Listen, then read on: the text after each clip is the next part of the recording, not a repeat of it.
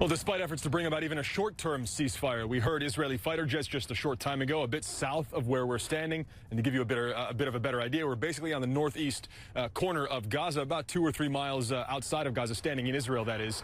Meanwhile, rocket alarms and red alerts are going on in the communities outside of Gaza, warning of incoming mortar and rocket attacks. So the escalation that started last night, that rose and flared up so quickly in just a few hours, has not stopped yet, even if the Israeli airstrikes, which we know are going on from our producer in Gaza, are happening right now. And even if those rocket alarms are somewhat less common, a de-escalation, a return to normal, does not seem like it's happening anytime in the near future. All of this started roughly last night, Wednesday night here, when the Israeli military says about 150 rockets and mortars at the beginning of that barrage came over from Gaza. Most landed in open areas. Some 25 of those were intercepted by Israel's Iron Dome. Others hit some of the communities here. The Israeli military says 7 were injured in those strikes.